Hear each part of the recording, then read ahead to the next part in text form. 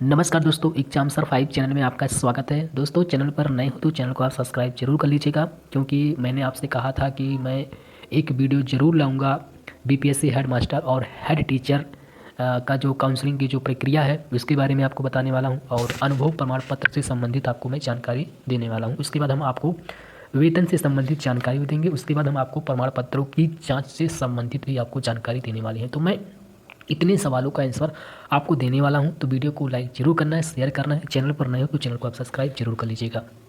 जैसा कि हम आपको बताना चाहते हैं कि जो भी हम आपको जानकारी देते हैं आपको सही जानकारी देते हैं। जैसा कि मैंने आपके रिजल्ट से संबंधित भी जानकारी दिया था, और कट ऑफ से संबंधित जानकारी दिया था, और रोस्टर से संबंधित भी जानकारी दिया था। सारी बातें हमारे सही गई थी, ठीक है, आपको भी पता होगा।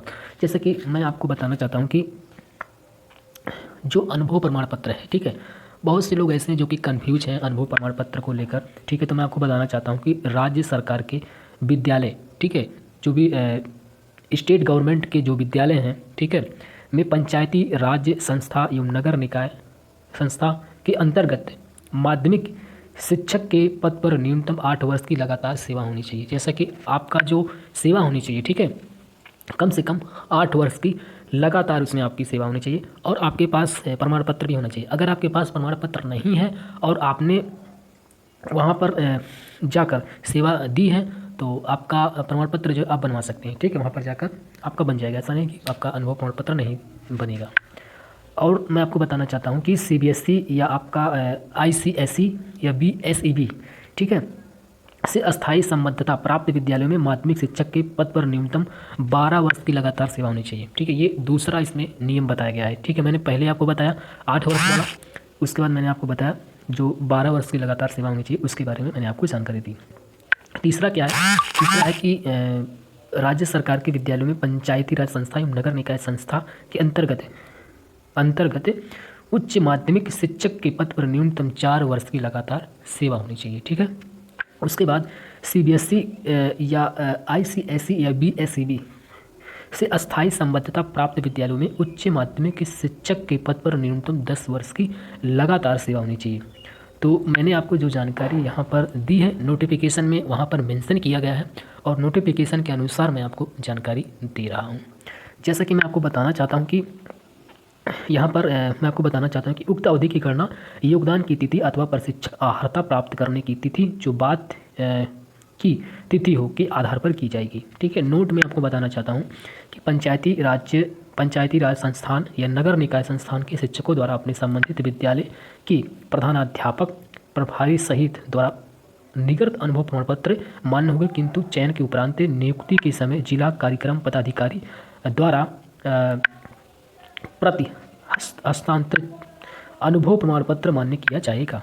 देखिए, ये नोटिफिकेशन में मेंशन किया गया है, ठीक है। और मैं आपको बताना चाहता हूँ कि सीबीएसई, आईसीएसई, बीएसईबी से अस्थायी संबद्धता प्राप्त विद्यालयों के शिक्षकों का अनुभव प्रमाण पत्र संबंधित विद्यालय के प्रधानाध्यापक के स्तर से निर्गत किया गया मान्य होगा। इस हेतु विहित प्रारूप आयोग की वेबसाइट www.bpsc.bihar.nic.in पर उपलब्ध है। उसके बाद मैं आपको बताना चाहता हूं कि यदि पूर्व में सीबीएसई या आईसीएसई या बीएसईबी द्वारा मान्यता प्राप्त संचालित विद्यालयों में माध्यमिक शिक्षक के पद पर नियुक्त होकर कार्यरत रहे हों, या बाद में पंचायती राज या नगर निकाय संस्था में माध्यमिक या उच्च माध्यमिक शिक्षक के पद पर नियुक्त होकर कार्यरत रहने की स्थिति में प्राप्त अनुभव, दोनों तरह के विद्यालयों की अनुभव अवधि को एक साथ जोड़कर न्यूनतम 12 वर्ष की अनुभव अवधि मान्य होगी। वहीं नोटिफिकेशन में भी बताया गया है कि यदि पहले मतलब पूर्व में सीबीएसई या आईसीएसई बीएसईबी द्वारा मान्यता प्राप्त संचालित विद्यालयों में उच्च माध्यमिक शिक्षक के पद पर नियुक्त होकर कार्यरत रहे हों, एवं बाद में पंचायती राज्य नगर निकाय संस्था में उच्च माध्यमिक शिक्षक के पद पर नियुक्त होने की स्थिति में प्राप्त अनुभव, दोनों तरह के विद्यालयों की अनुभव अवधि को एक साथ जोड़कर न्यूनतम 10 वर्ष की अनुभव अवधि मान्य होगी। तो आपको जैसे कि मैंने बताया जो नोटिफिकेशन में मेंशन किया गया है मैंने आपको जानकारी दे दी है, ठीक है। और यदि आपके मन में कोई क्वेश्चन हो अनुभव प्रमाण पत्रों को लेकर तो आप क्वेश्चन कर सकते हैं, उसका आंसर हम आपको ज़रूर देंगे, ठीक है। और जैसा कि मैं आपको बताना चाहता हूँ कि वेतन संबंधित जो जानकारी दी गई दोस्तों नोटिफिकेशन में, वह मूल वेतन आपको 35,000 दिया जाएगा, जो उसका मूल वेतन है, ठीक है। एवं राज्य सरकार द्वारा समय समय पर दिए अनुमान भत्ता इसमें मेंशन किया गया है, ठीक है। और मैं आपको बताना चाहता हूँ कि इसमें आपको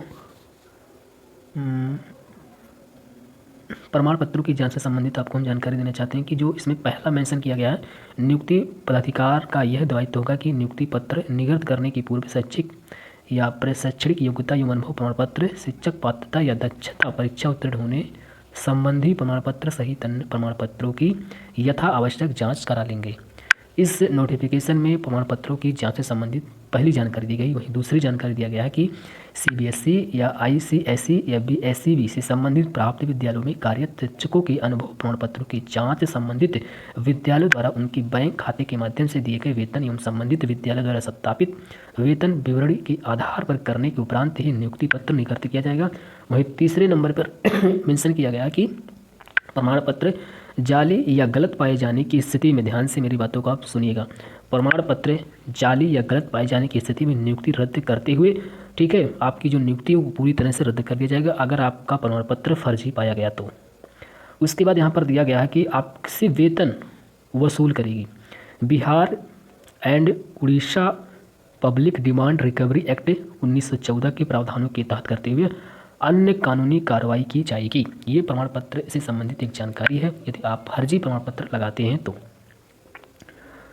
और वेतन संबंधित मैंने आपको जानकारी दी। आपकी काउंसलिंग की जो प्रक्रिया है यह नवंबर लास्ट से शुरू होगा। तो मैंने आपको सभी जानकारी दे दी है। वीडियो में बस इतना ही, धन्यवाद।